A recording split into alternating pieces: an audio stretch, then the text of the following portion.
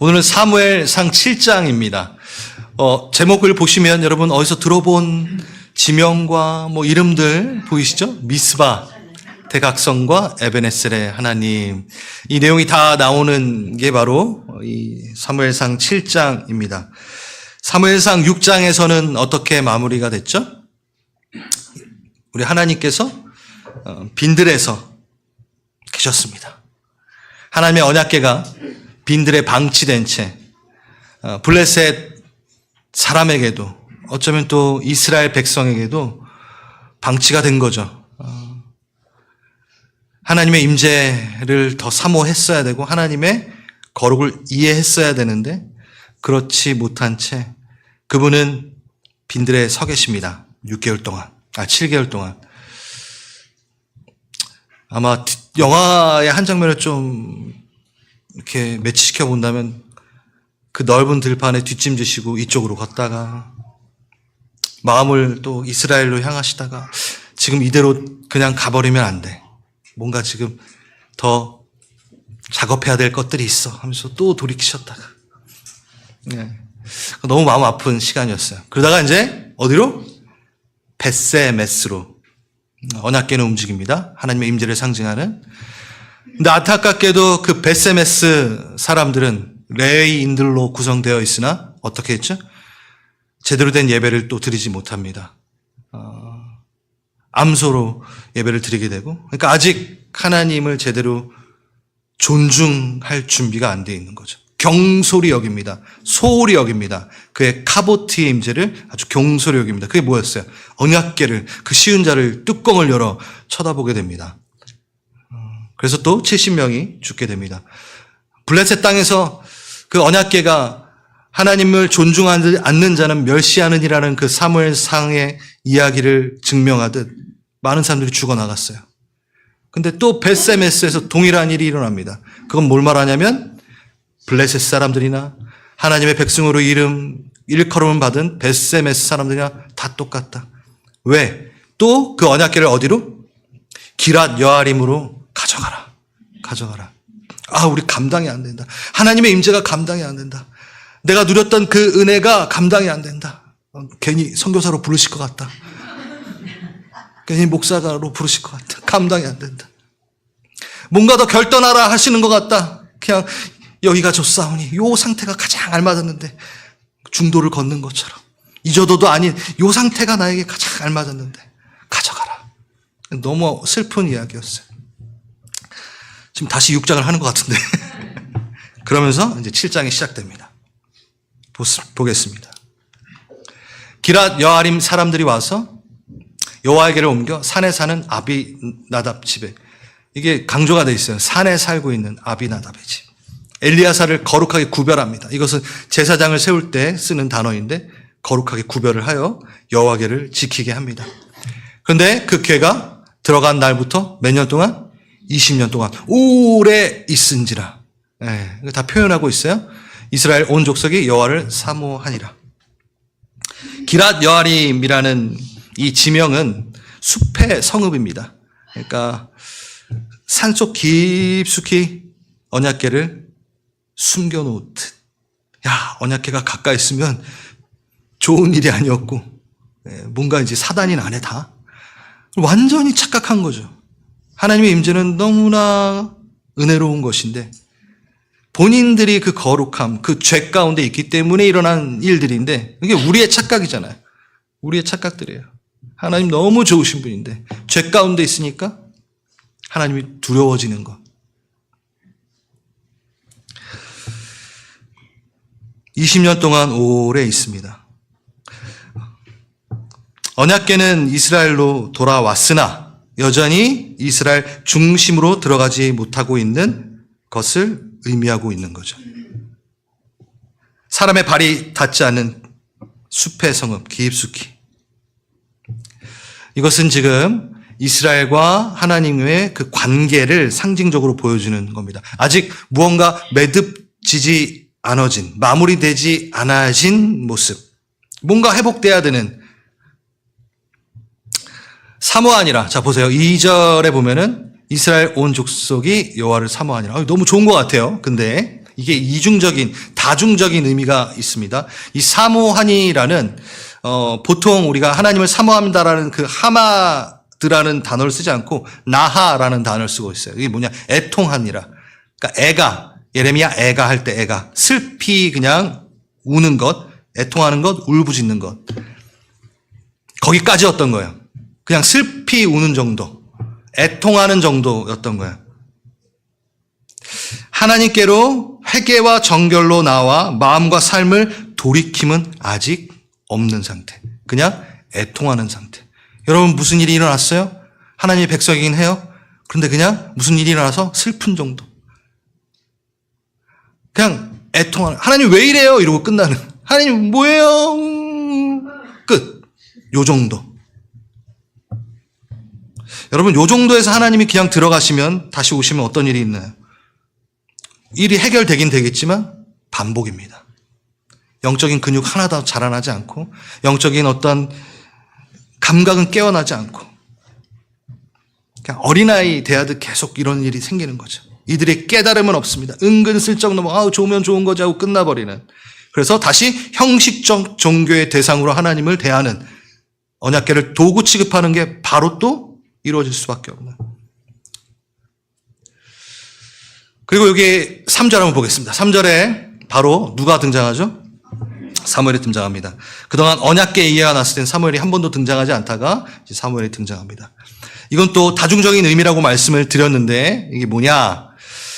이들이 애통하기 시작하는 요 단계라도 간 게 사무엘이 계속 사역을 했기 때문이다라는 것을 보여주고 있습니다. 봅시다.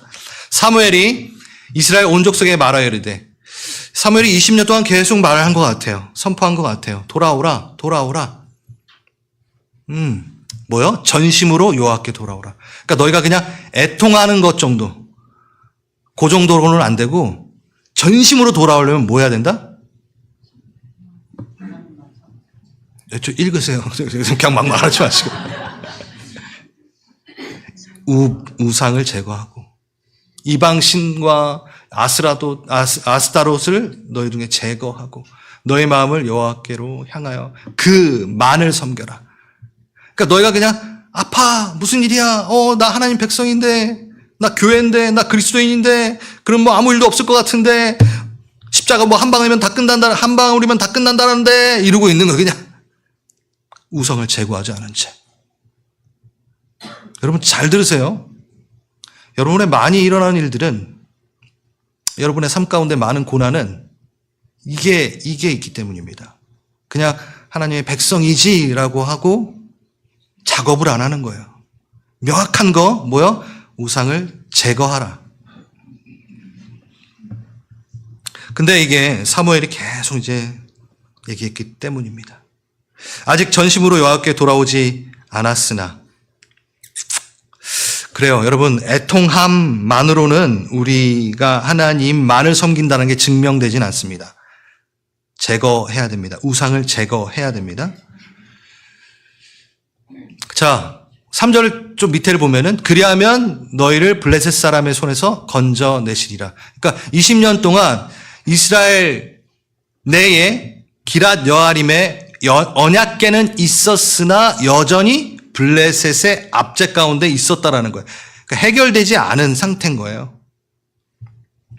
이들이 왜 이러한 압제와 착취 가운데 여전히 있습니까? 군사력 때문입니까? 아니라는 거예요. 경제력 때문입니까? 외교 정책의 실패입니까? 아니요. 여호와만을 섬기지 않았기 때문에 이랬다라는 걸 지금 얘기해주고 있습니다. 그리고 뭐가 정확하게 없었는지를 더 정확하게 이제 사무엘은 얘기하기 시작합니다. 자, 5절 한번 같이 읽겠습니다. 시작.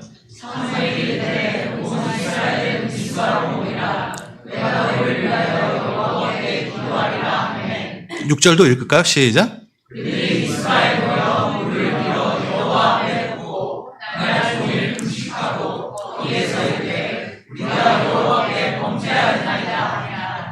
아멘. 네, 맞아요. 울부짖고 애통하고 그걸로 끝나지 않았어요. 결단이 있어야 됩니다. 결단과 행동이 수반되어야 됩니다. 그래야지 사단의 압제, 블레셋의 압제에서 나오는 거겠죠? 자, 미스바 여러분 들어보셨을 거예요. 좀 연식이 되신 우리 신앙인들은. 아, 죄송합니다. 네. 미스바 대각성, 뭐 이렇게. 미스바 회개 대각성 집회, 뭐 이런 식으로. 미스바라는 단어는 파수대, 와치타워라는 뜻입니다. 실제로 고지에 있었고요. 우리 하나님 우연이 없습니다. 미스바로 이렇게 모이게 하신 이유는 또한 지명의 그 큰 의미가 있습니다. 목적은 분명합니다. 대회개를 통한 이스라엘의 신앙 회복, 여호와께 돌아감, 언약관계 회복, 그것도 분명히 있지만 동시에 사명의 회복을 말합니다. 너희가 하나님께 불리움 받는 자로서 하나님의 세우신 그 망대에 서서 밑에 있지 말고 하나님의 세우신 높은 망대에 함께 서서 하나님의 관점으로 같이 바라보는 것. 미래를 마치는 게 아니라 하나님과 함께 저 너머를 바라볼 수 있고, 또 파수대는 뭐예요? 적의 공격으로부터 먼저 보고 중보하고 나팔을 불고 그 자리. 이스라엘 민족아, 넌 그 역할을 맡았는데 뭐 하는 거니? 라고 말씀하시는 거죠. 교회여, 미스바, 대각성, 그 집회를 통하여 너희는 뭘로 태어나야 된다? 다시 하나님의 파수꾼으로 파수대에 올라가 먼저 적들의 침투를 알고 알아차리고 영적 민감성으로 나팔을 불 수 있는 자. 멋있지 않나요?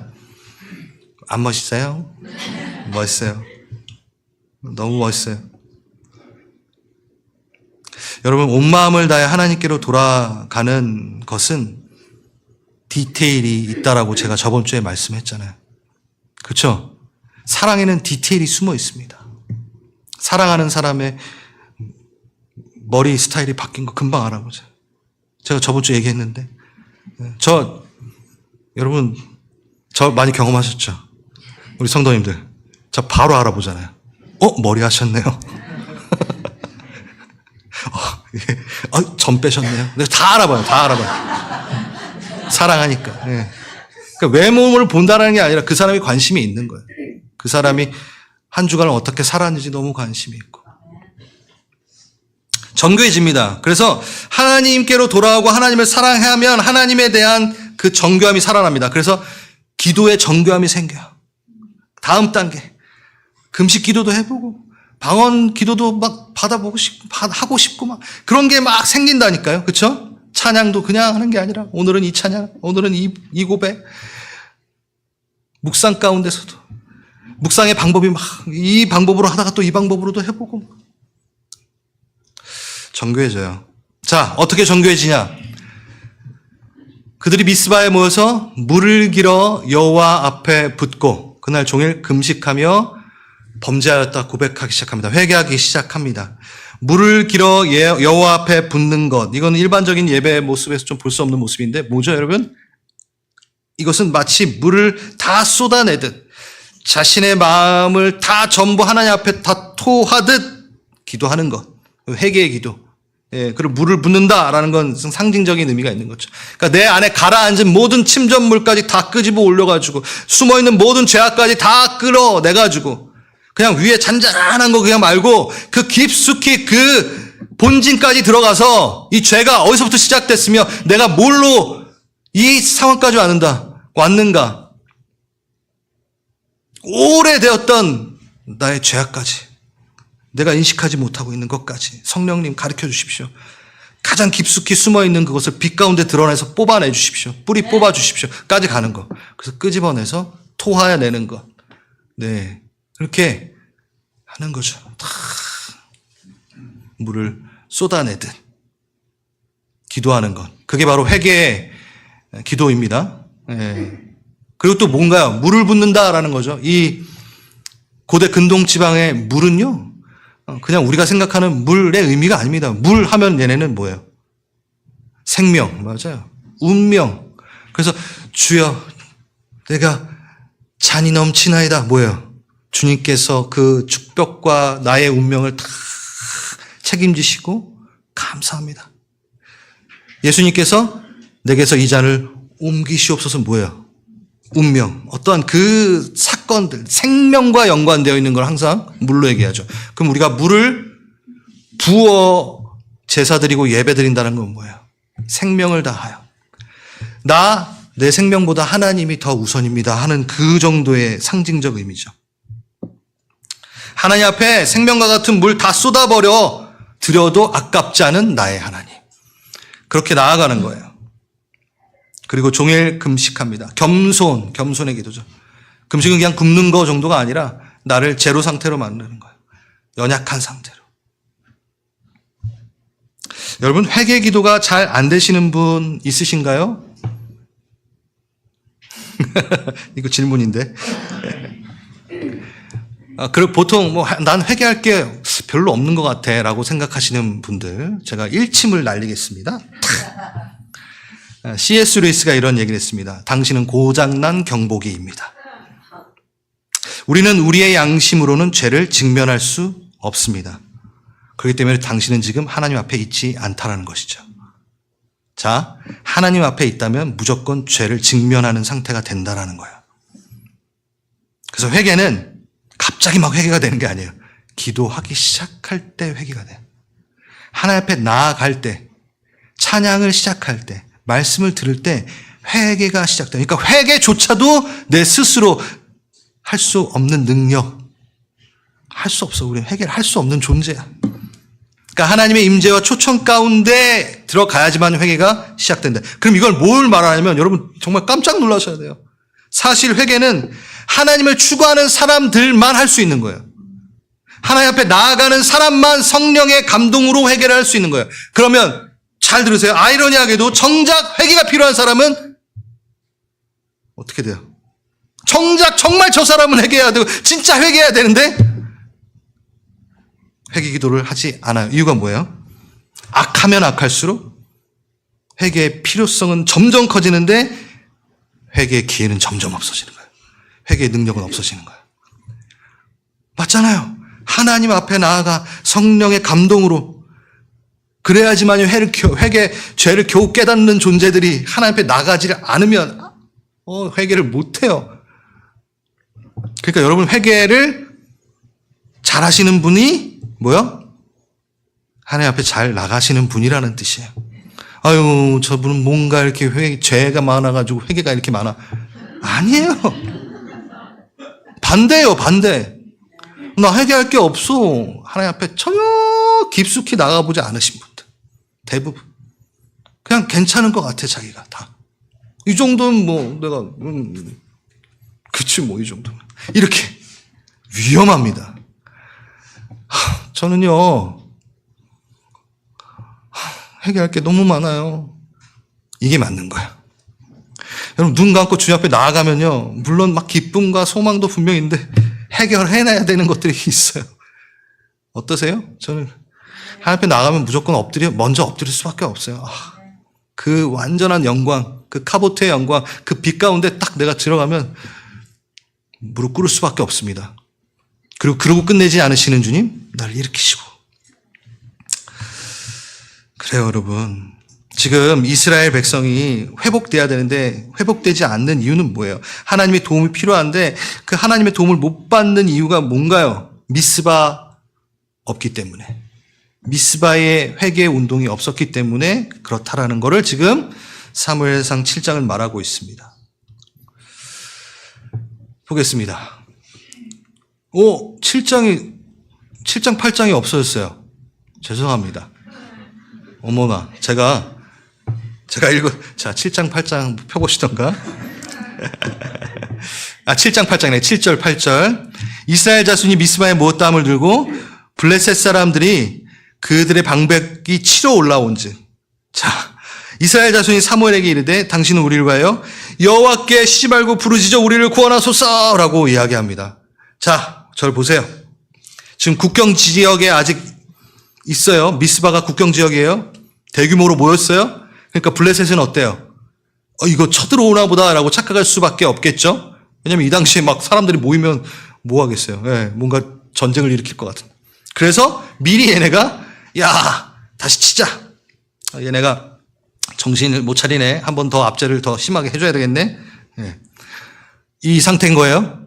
여러분, 이게 자연스럽나요? 잘 봐요. 대각성 집회. 주님 앞에 막 회개로 나아갔어. 그럼 좋은 일이 일어나야지. 왜 갑자기 막 전쟁? 왜 적군이 막 더 달려들어? 회개하니까 뭐요? 더 달려들어요. 더 달려들어. 회개가 의미 없다. 하나님 앞에 나아가는 거 의미 없지롱 하게 하려고. 사단이 그 타이밍에 뭔가 은혜 가운데, 뭔가 하나님 앞에 무릎 꿇고 회개 가운데 들어가는 그때에 사단은 노립니다. 더 그 타이밍.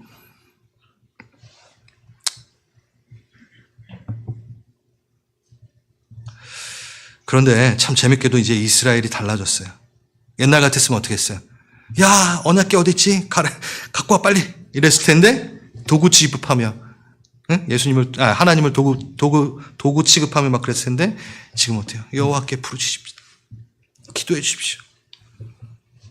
이들은 이제 안 겁니다. 내가 하나님을 가진 게 아니라 하나님이 날 가지셨구나. 하나님의 주권을 인정하기 시작했어요. 그래서 사무엘이 뭐예요? 자, 이제부터 칼과 방패를 들고 나를 따르라 하지 않고 뭐예요? 더 예배합니다. 사무엘이 지금 아까 쳐들어오고 있어요, 지금. 근데 뭐예요? 그 자리에서 또 예배를 드립니다. 특히 번제. 어린 양 하나를 가져다가 온전한 번제를 하나님께 드리며 부르짖습니다. 그래서 여호와는 응답하십니다. 더 깊은 예배로 들어갑니다. 회개하고, 여러분, 하나님 앞에 은혜 받고 너무 감사해요 하는 순간 쑥 들어갔는데 오히려 막 방해가 더 많아져. 우리 선교팀들, 선교 막 잘 갔다 왔어요? 막 이제는 파라다이스? 사단이, 너넨 정말 가치 없는 거랬어? 하면서 막 속이려고 공격할 거예요.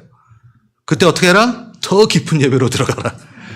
여러분도 온전한 예배, 번제, 어린 양 예수 그리스도, 그가 죽으시고 우리에게 의를 선물하시는 이 제사는 정말 중요하기 때문에 제가 1년에 한 번은 항상 십자가와 함께 얘기를 한다라고 여러분과 약속했던 거 기억하세요? 조만간에 하겠습니다. 이 번제의 예배는 예수 그리스도를 상징합니다. 우리의 죄를 가져가시고 우리를 의롭다 명하시는 그 일들이죠. 진짜 십자가에 은혜가 들어가 있는 제사인 겁니다. 속죄함이 있습니다. 근데 여기서는 번제, 또 다른 의미를 좀 얘기하겠습니다. 헌신과 복종입니다. 이게 뭐냐면 제물의 가죽을 제외하고 모든 걸 다 태워 불살르는 거예요. 먹을 게 없어요. 다른 제사들은요, 좀 남겨가지고 제사장이 가져가고 뭐 이렇게 하잖아요. 아니에요. 모든 걸 다 태워버립니다. 완전히 다 태워버립니다. 이게 뭐야? 깊은 헌신. 다 드림. 남김없이 올려드림. 그래서 올라, 번제 히브리 단어가 올라예요. 쉽죠? 올라, 예. 그게, 올라. 나 모든 걸 다 올려드립니다. 다 태워 올려드립니다. 향기가 올라갑니다. 이게 올라거든요. 그래서 자신의 욕심과 자아를 불태워버리고 하나님보다 앞서 있던 것, 우상을 제거하고 이 모든 것이 번제, 그 제사를 통하여 또 완성이 되는 거죠. 하나님을 향한 전적인 의탁. 상황 가운데 회개 기도했는데 막 쳐들어와. 상황과 그 환경 가운데 연연하지 않고 저는 일비 하지 않고 무조건 하나님께 갑니다라고 나를 태워드리는 더 헌신하는 그런 예배 드리는 거죠. 그러니 하나님이 응답하십니다. 자, 큰 우레를 바라시고 어지럽게 하시니 그들이 이스라엘 앞에 패배하게 됩니다.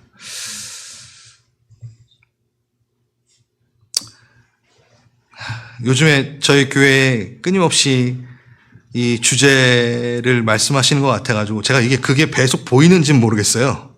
에스더서를 하면서 지금 뭔 소리 하나 이러실 수도 있는데, 하나님이 본인이 만드신 이 관장하시는 이 하늘의 현상들, 기상 현상들, 우레, 번개, 우박, 흑암, 이걸 통해서 하나님은 자신의 무기로 삼으실 때가 있습니다. 근데 여러분, 하나님을 모르는 사람들은 이때 어떻게 했어요? 아니, 그냥 기상이변이라고 생각했을 거예요. 갑자기 번개 치네? 어머, 기상이변이네? 여러분 그러지 않을까요? 요즘에 만약에 번개 친다 지금. 하나님 무슨 말씀하시나? 전혀 우린 그런 생각 안 해요. 번개 치네? 번개. 제가 지금 뭘 말하냐면 이 세상엔 우연이 없습니다라는 얘기예요. 하나님이 일하십니다. 사람들은 기상이변이라고 생각할 수 있으나 아니야, 하나님이 일하신 것이다라고 지금 성경은 얘기하고 있어요. 여러분, 이게 계속 동일한 주제가 계속 나오니까 한번 짚고 넘어가는 거예요. 성경에 우연이란 단어 자체가 없어요. 왜? 하나님은 계획하시는 분이시기 때문에 우리의 일거수일투족을 다 아시고 우리에게 일어날 모든 것에 대해서 하나님 관여하시고 계시기 때문에 우연이란 없습니다. 그래서 여러분, 우연이라 썼지만 뭐로 읽어라? 하나님의 섭리로 읽어라 얘기했잖아요. 이거 계속 반복되고 있어요. 내 삶에 우연이란 없습니다. 오직 하나님의 섭리만 내 삶에 있을 뿐입니다. 그러니 누구는 지나칠 수 있는 이런 자연적인 기상이변, 어떤 이런 내게 일어나는 일들 중에 영적 민감함을 갖고 알아차리게 하시옵소서. 이거 되게 중요한 기도예요. 오늘 왜 이렇게 오다가 차 사고 난 걸 봤지? 하나님 제게 무슨 말씀하실 게 있어요? 물어봐야 돼요, 계속. 네. 오늘 우리 집에 이 일이 일어났는데 이건 뭔가 뭘 말씀하시나요? 기도로 들어가는 거죠. 제가 말씀드렸죠. 밤에 자다가 잠에서 깨면 목마르니까 일어났나 보네 이러지 마시라고. 하나님 잠에서 깨우기까지 나에게 말씀하시고 싶은 건 있으십니까? 제가 그러다가 잠 못 자고 계속 기도할 때가 너무 많다고 힘들다 그랬잖아요. 그런 일이 있어야죠, 여러분. 그래요. 네, 이거 하려고 지금 하는 건 아닌데. 자, 12절. 이제 나왔습니다. 같이 읽겠습니다. 시작.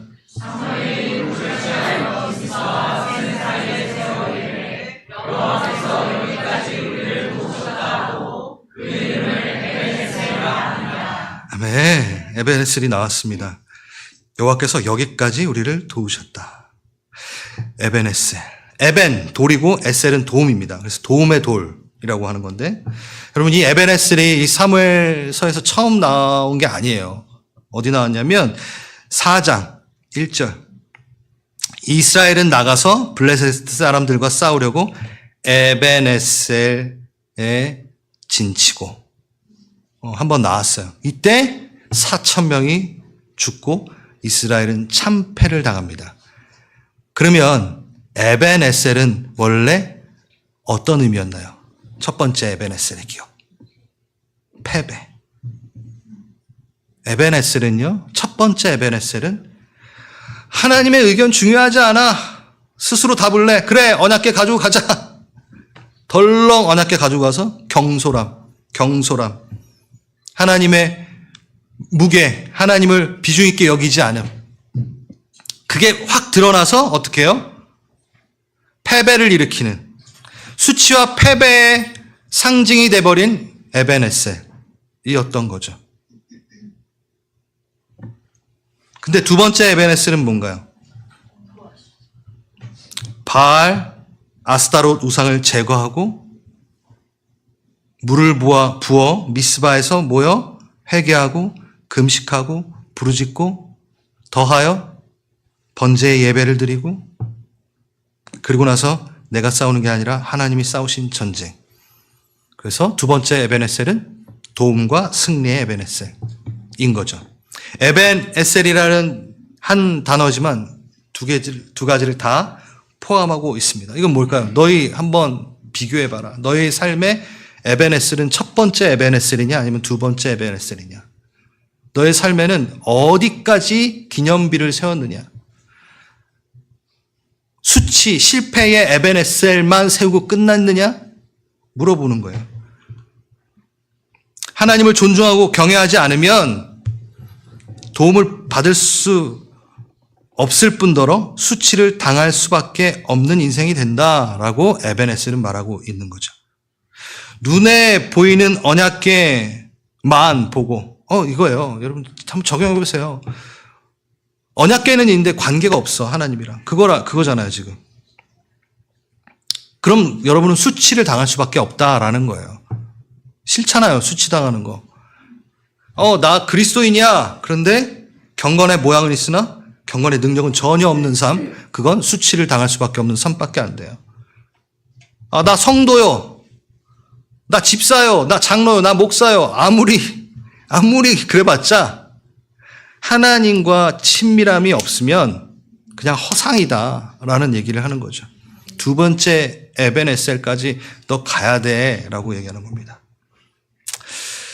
여러분 처음부터 첫 에벤에셀부터 승리였으면 얼마나 좋았을까? 이런 생각 안 해봤어요. 왜 꼭 첫 번째 에벤에셀을 경험해야 되는 것일까? 경험하지 않았으면 너무 좋았을 텐데. 놀라운 고백이 여기 있습니다. 여호와께서 어디까지? 여기까지 우리를 도우셨다. 여러분 지금 블레셋의 압제가 벌써 60년, 40년, 20년 해가지고 거의 60년이에요. 그리고 20년 만에 첫 승이에요. 여러분 그 전에 계속 압제를 당하고 있었어요. 뺏겼어요. 실패했어요. 수치를 당하고 있었어요. 첫 번째 에벤에셀은 기억도 하고 싶지 않아요. 그런데 뭐요? 여기까지예요. 원래는 여기부터죠. 첫 번째 에벤에셀 지워버려. 두 번째 에벤에셀. 여기부터 우리를 도우셨다. 이것만 갖고 싶지 않아요? 근데 어디예요 지금? 여기까지. 첫 번째 에벤에셀. 아니 그 40년 동안 있었던 그 압제까지도 하나님이 우리와 함께 계셨네. 우리 혼자 놔두지 않으셨네. 그러니까 여기까지 우리를 도우셨네. 지나온 길 돌아보니 앞에 있던 모든 게 다 하나님의 섭리 안에 도우심 안에 있었구나. 이 결과를 만드시고 싶으셨고 이 깨달음을 주시기 위해서 그랬구나라고 이야기하는 에벤에셀. 정말 기독교의 정수. 침묵하고 계시는 것 같은데 함께 계시지 않는 것 같다라고 생각했던 그때 이렇게 돌아보니 함께 하셨네. 에벤에셀. 솔직히 첫 번째 에벤에셀 때는요 정말 하나님이 함께 안 하신 것 같은 생각이 분명히 들어요. 들 거예요. 지금도 여러분 첫 번째 에벤에셀의 어떤 아픔을 갖고 있는 분들은 그렇게 드실 거예요. 근데 1년만 지나보세요. 아니 한 몇 개월만 지나보세요. 탁 돌아보세요. 이 고백합니다. 여기까지 날 도우셨네. 다 그 경험하고 지금 사시고 계시잖아요. 다 그 경험하니까 또 교회 오셨잖아요. 다 그 경험 해봤으니까 또 하나님 부르짖잖아요. 제가 그리스도인 중에 이 고백 안 하는 분은 못 봤어요. 진짜 여러분 나중에 하늘에 갔을 때 한번 그들의 간증을 들어보세요. 아브라함, 노아, 모세 가서 다 물어보세요. 내용은 다 달라도 뭐예요? 다 이 에벤에셀. 요셉은 쉬웠습니까? 사는 게? 다윗은 사는 게 쉬웠습니까? 모세는 계속 그냥 방주 지어야 돼. 도대체 하나님 어디 있는 거야? 이랬을 거예요. 근데 돌아보니 그 모든 그 길 하나님, 바울, 제자들 죄다 그냥 다 올라가면요 내용은 다 틀린데 간증 들어오면 에벤에셀 돌아보니 다 주가 도우셨네. 에벤에셀. 여러분 그 고백입니다. 여러분 에벤에셀의 고백을 하십시오. 이거 놓치지 마십시오. 이 고백 안 하면 솔직히 그리스도인 아닌 거예요. 보면 왜? 모든 그리스도인들은 이 고백을 할 수밖에 없습니다. 여러분 수치, 실패, 에벤에셀 그냥 지워버리고 기억하지 않으려고 감추려고만 하지 않으셔도 됩니다. 왜? 두 번째 에벤에셀이 여러분에 있기 때문이에요. 오히려 첫 번째 에벤에셀부터 나의 실패 수치로부터 영광의 승리로 바꾸신 두 번째 에벤에셀의 그 은혜를 고백할 수 있게 돼요. 다시 여러분은 간증을 갖게 될 겁니다. 수치와 그 실패를 그냥 두지 않으시는 하나님을 알기에 우리는 이것이 은혜라는 고백 가운데 갈 거기 때문에 그 첫 번째 실패의 에벤에셀을 다시 돌아보는 것을 두려워할 필요가 없어지는 일이 생기는 거기 때문에 우리의 신앙의 기념비는 두 번째 에벤에셀에서 마무리할 거기 때문에 우리는 두려움 없이 걸어가는 거죠. 저는 이거 묵상하면서 다 끝났습니다. 이제 묵상하면서 이런 얘기 생각을 했어요. 여러분에겐 에벤에셀 돌이 있으십니까? 기념하시는 돌? 기념비. 있으세요? 어떤 게 있으세요? 좀 이거 오늘 셀 모임하면서 좀 나눠보세요. 여러분 무엇을 기억하시나요? 여러분 이렇게 명품백 보면서 이거 몇 년 전에 우리 남편이 선물해 준 거 기념 요것만 기억하고 막 이러면 안 돼요. 여러분 대부분 기억하는 거 뭐 있어요? 이거 몇 년도에 내가 차를 샀지. 어떤 그런 기념비만 있지 않으십니까? 여러분의 생각 가운데. 하나님과 함께 수치와 실패를 이겨내는 그 기념비 어디다 새기고 계세요? 응? 어디다 새기세요? 새겨보셔야죠. 제 성경책은 뭐 자랑하는 게 아니라 아이디어를 드리려고. 제 성경책은 보셨죠? 제 성경책 거의 낙서 수준으로 이제 시뻘겋고 막 노랗고 막 형광펜 다 적혀 있고 거기에마다 뭐가 있는지 아세요, 여러분? 99년도 1월 며칠 딱 이렇게 적혀져 있는 게 있어요. 제 기념이에요. 이때 주님 나에게 새 생명 주셨었지. 내가 이때 선교사로 헌신했었지. 그게 다 적혀 있어요. 그것뿐입니까? 제 놀면 저는 하나님과의 편지라는 게 따로 있어요. 그럼 거기 적혀져 있어요. 영성일기, 기념비 새기는 거예요. 여러분 이게 얼마나 강력한 줄 아세요? 막 힘들고 좌절되고 넘어질 때 그 성경책 보다가 갑자기 탁 그 몇 년도 딱 보면요 그때로 돌아가요. 슈. 왜? 난 영적인 존재이기 때문에. 하나님이 성령님이 나를 탁 이끌고 갑자기 글로 훅 데려가. 그러면 지금은 완전히 망가졌는데 그때 상태로 영적인 재세팅이 돼 막. 여러분 이게 웃긴 얘기인 것 같은데 진짜예요. 그럼 막 그때 막 하나님 그때 날 만지신 성령님과 지금 나와 함께 하시는 성령님은 동일한 성령님이네. 그럼 그 일이 다시 일어나네. 막 신이 나요. 그럼 지금도 막 소름이 끼치네. 왜냐하면 성령님은 동일하시니까 그때 역사하신 성령님이랑 지금 내가 계신 성령님이랑 동일한데 문제는 나예요. 그러니까 나만 바뀌면 돼요. 나만 다시 정신 차리면 동일한 은혜가 있고 동일한 역사가 일어나는 거예요. 그때와 똑같은. 그러니까 기념비가 너무 중요하죠. 돌아가 보는 거죠. 기독교 서적. 저는요 기독교 서적을 이렇게 보면요 내가 대학 때 읽었던 거. 내가 이때 이걸로 진짜 삶을 살았지. 아직도 읽고 있는 이 책 기념비. 저희 집 오신 분들 보셨잖아요. 기독교 서적 쫙 있는 거. 그거 자랑하려고 그냥 놔둔 게 아니에요. 저의 손때 묻은 그러니까 기념비예요. 하나님과의 간증거리예요. 다 이거 그래 이거 그럼 돌아가는 거죠. 여러분의 삶에 눈 뜨면 보이는 하나님과의 기념비는 어디? 에베네셀은 어디 있습니까? 몇 년 전에 산 명품백만 계속 기념비. 이거 아니라 그랬어요. 한번 해봅시다. 제가 아이디어 드리는 거예요. 이미 하고 계시는 분들 분명히 있겠지만 여러분이 예전에 썼던 필사 그거 다시 꺼내면서 그래 다시 한번 시작해보자. 막 이러게 돼. 필사 그 썼던 거 그냥 지나가면서 저 언제 버리지? 이러시나요? 아니 기념비 그때로 돌아가잖아요. 우리 교회 처음 시작할 때 정석진 목사님이랑 막 필사했던 거 막 있지 막. 여러분 기억 안 나세요? 그런 게 다 기념비가 되는 거예요. 그렇게 쌓아갑시다. 세워봅시다. 마지막 절 여호와의 손이 블레셋 사람들을 막습니다. 그리고 다 찾습니다. 이스라엘 그 사방 지역의 블레셋 사람들에게 뺏겼던 것을 도로 찾고 회복되니 뭐가 있더라? 샬롬, 평화가 있더라. 평화가 있더라. 여러분 샬롬 이걸요 그냥 거저 누리면 누릴 수가 없네요. 뭐 해야 돼요? 자 샬롬까지 오기까지 무슨 작업이 있었어요? 미스바가 있었어요. 미스바가 있었어요. 그리고 에벤에셀이 있었어요.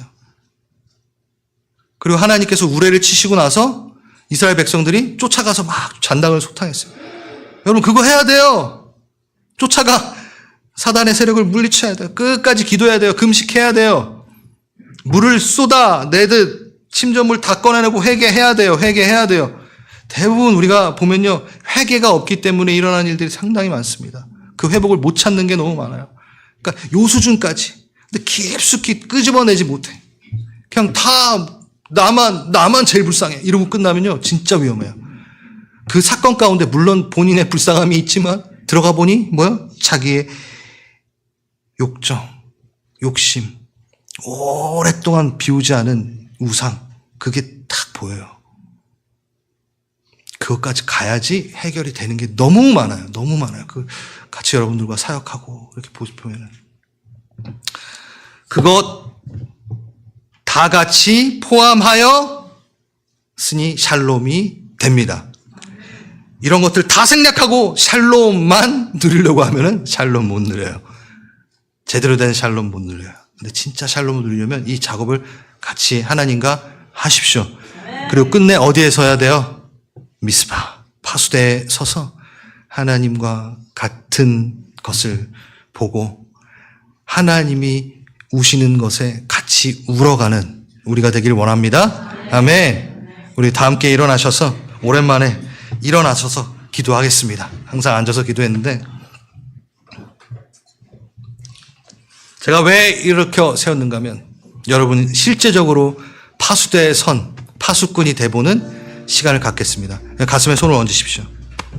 오늘 이 말씀 가운데 제게 우연이란 없는데 오늘 제게 이 말씀을 왜 하셨는지 제 영적 감각을 깨워 성령이여 내게 말씀하여 주시옵소서. 내가 그냥 애통으로 끝났습니까? 아, 하나님 저 제일 불쌍히 여겨주세요 라고만 하고 끝났습니까? 아니면 우상을 제거하여 나아갔습니까? 깊숙이 들어가 그 침전물처럼 쌓여있는 그 죄악을 끄집어내어 회개를 해봤습니까? 주님 제게 말씀하여 주시옵소서. 미스바의 그 파수대에 서서 이제 다시 한번 사명이 회복되어 아버지와 함께 아버지가 보는 것을 같이 보길 원합니다.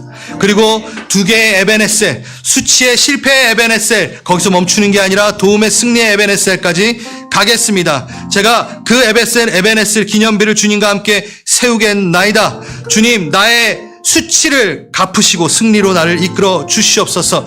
하나님이 그때도 계셨음을 선포합니다. 하나님 지금 해결되지 않은 그것이 아버지가 침묵하는 게 아니라 아버지의 뜻이 분명히 있고 그것을 통하여 가르치시고 싶은 것이 있다라는 것을 내가 아멘으로 받아들입니다. 그래서 이미 승리하신 이미 두 번째 에베네셀을 다 돌을 벌써 깎아 세우길 원하시고 계시는 주님을 바라보겠습니다.